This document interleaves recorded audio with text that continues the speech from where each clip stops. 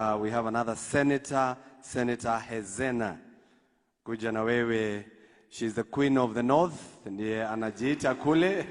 Kwa hivyo karibu sana na tuangalie muda. Asante. Thank you so much, Miracle Senator. Wabunge wenzangu, waheshimiwa na wachungaji, hamjambo. Na Wakristo, hamjambo. Tumsifu Yesu Kristo. Kwa majina naitwa Hezena Lemaletian kutoka Samburu County. Mimi ndio the Queen of the North, msichana wa baba, msichana wa kioo na ngao ya demokrasia, the enigma Raila Odinga.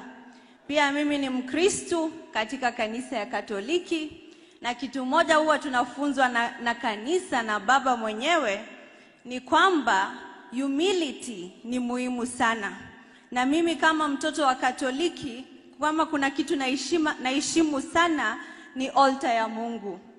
Na inawasha sana roho kuona wafuasi wa Kristo wenzangu wakisimama hapa kudanganya.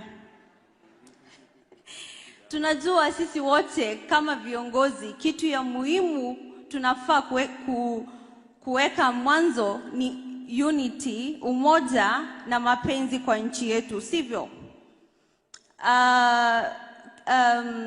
Yesu Kristo ni mfano wa humility, ni mfano wa unyenyekevu. Yesu mwenyewe tuliona alikuwa mtoto wa mfalme, mtoto wa Mungu, lakini alijishusha huku chini akiwa mchanga kujaribu kutusaidia na kukuwa servant wetu, sivyo? Ndio sababu tunaitwa Wakristo, sivyo? Si ndio? Sasa sisi wenyewe mbona tukejeli watoto wa viongozi wakubwa wa powerful ambao wamejishusha kuja kutafuta servant leadership?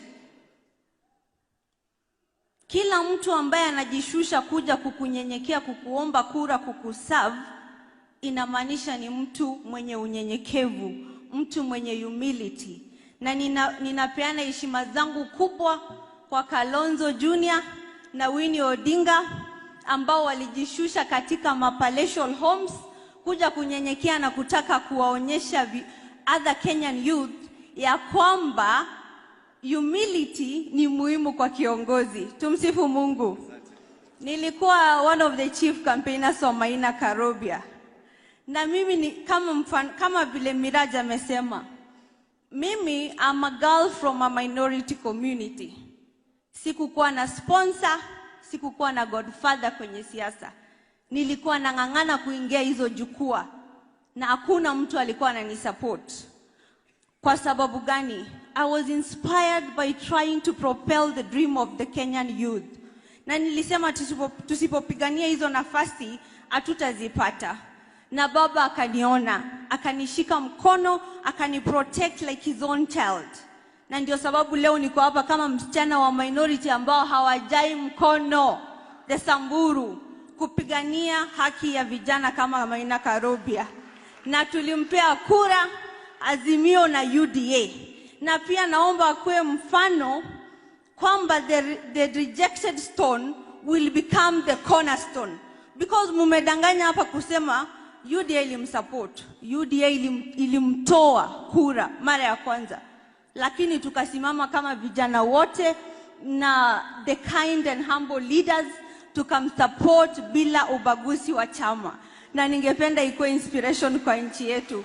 Pokeeni salamu kutoka baba Right Honorable Raila Odinga na pia speaker wetu wa Senate Right Honorable Amason Kingi. Asante. Haya, mpigeni makofi mtoto wa baba.